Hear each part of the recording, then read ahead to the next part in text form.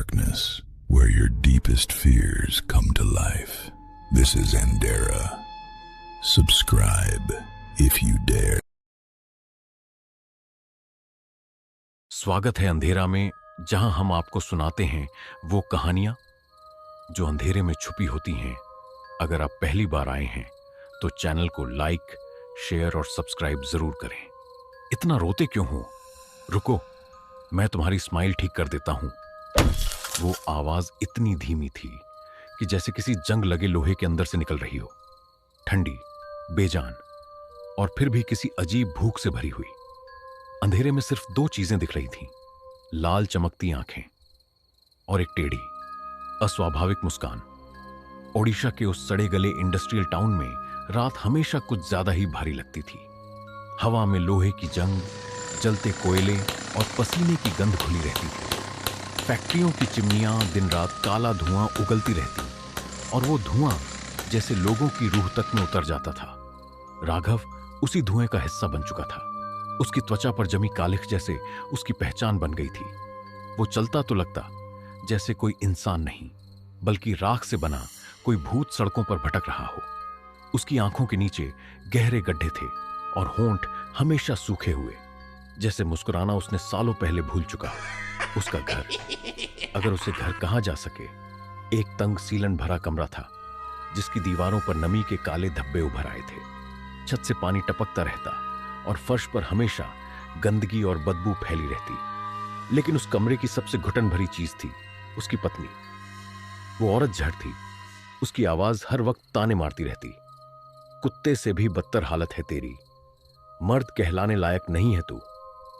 राघव चुप रहता हमेशा, क्योंकि उसने बोलना छोड़ दिया था, उसने विरोध करना छोड़ दिया था, उसने जीना छोड़ दिया था।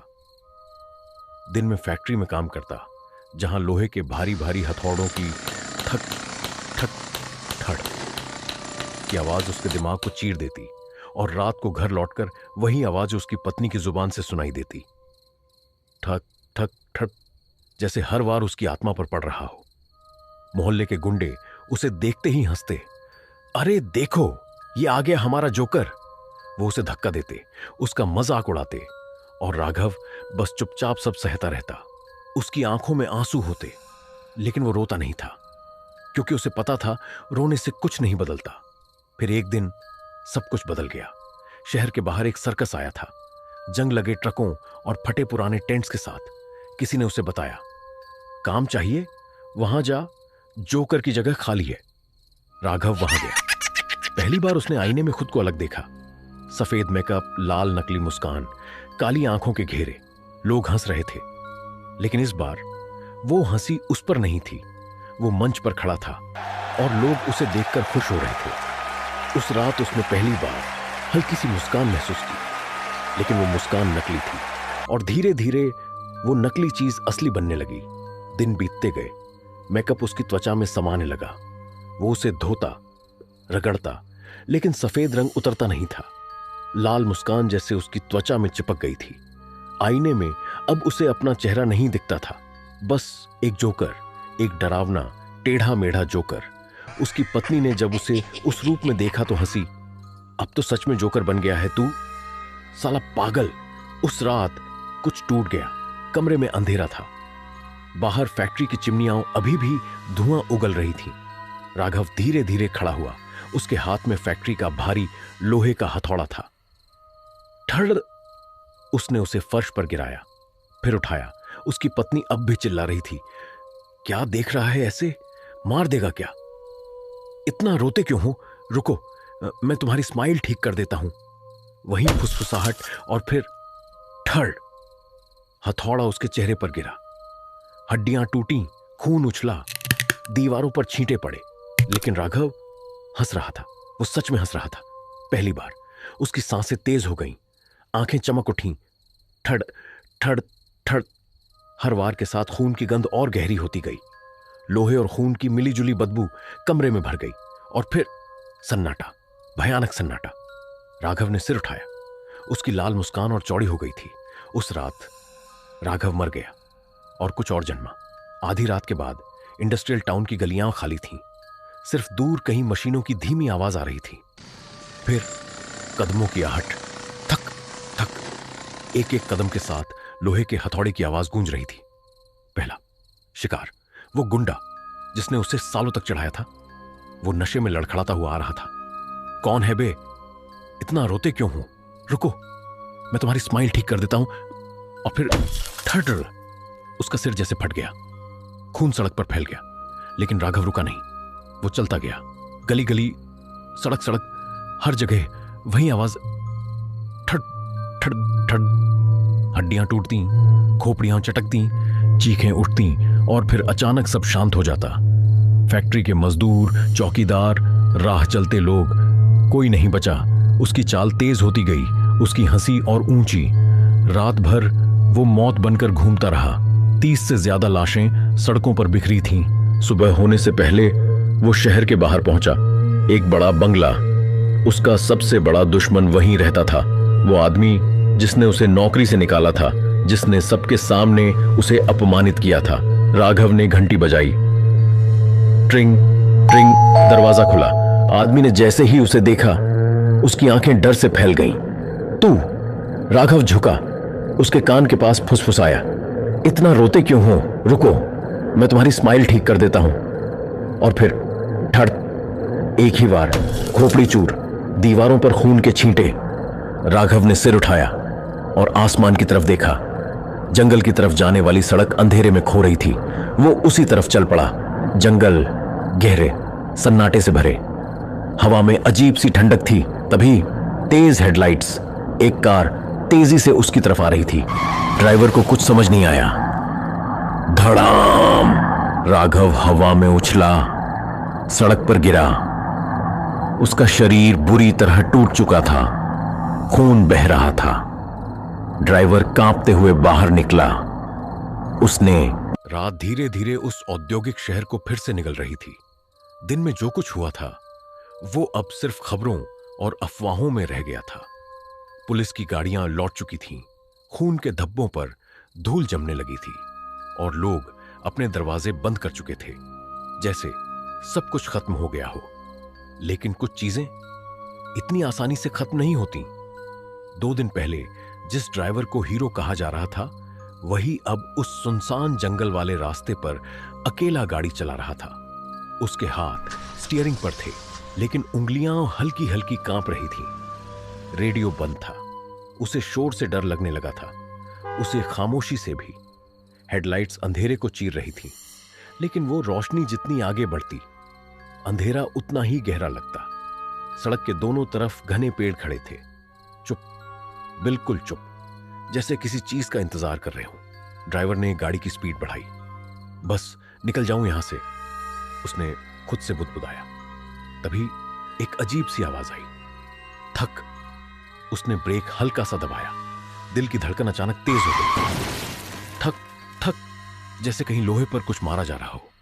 नहीं नहीं, ये मेरा वहम है, उसने खुद को समझाया और गाड़ी फिर तेज कर दी। लेकिन आवाज अब उसके साथ चल रही थी, ठड़ ठड़ ठड़। हर आवाज के साथ उसके सीने में कुछ धंस रहा था। उसने अचानक रियर व्यू मिरर में देखा। पीछे कुछ नहीं था, सिर्फ अंधेरा। लेकिन उसे लगा जैसे उस अंधेरे में कोई मुस्कुरा रहा है। उसने तुरंत नजर हटा ली। पागल हो रहा हूं मैं, उसने खुद से कहा। फिर गाड़ी के सामने कुछ खड़ा था, सड़क के बीचों बीच। ड्राइवर ने ब्रेक पूरी ताकत से दबाए। टायर घिसे, गाड़ी फिसली और कुछ ही इंच पहले रुक गई। हेडलाइट्स सीधी उस पर पड़ी। सफेद चेहरा, लाल फटी हुई मुस्कान, काली खाली आंखें, हाथ में वही भारी हथौड़ा। ड्राइवर की सांस रुक गई।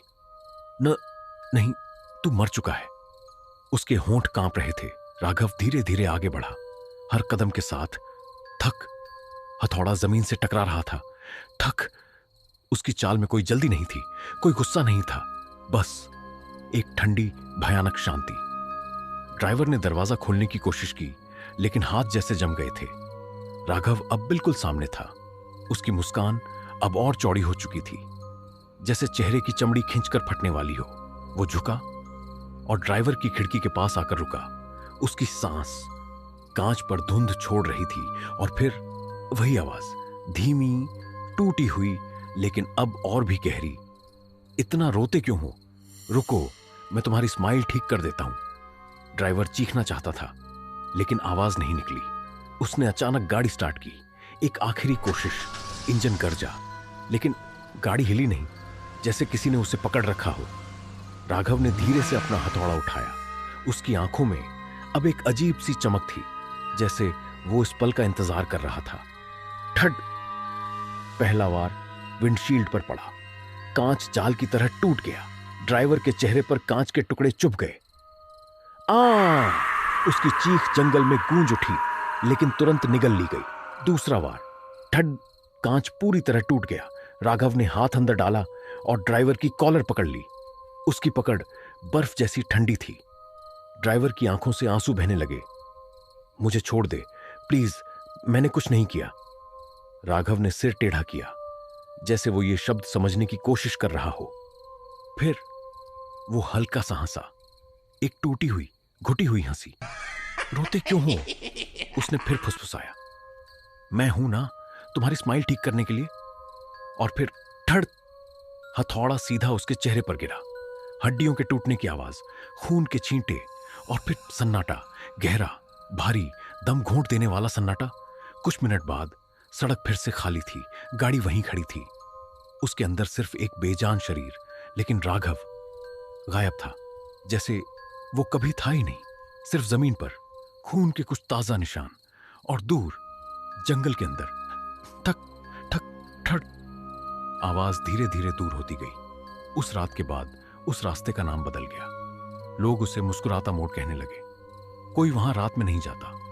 जो जाते हैं वो वापस नहीं आते, और जो कभी कभी बच भी जाते हैं वो सिर्फ एक ही बात कहते हैं। वो पहले तुम्हें रुलाता है, फिर तुम्हारी स्माइल ठीक करता है। जंगल आज भी वही है।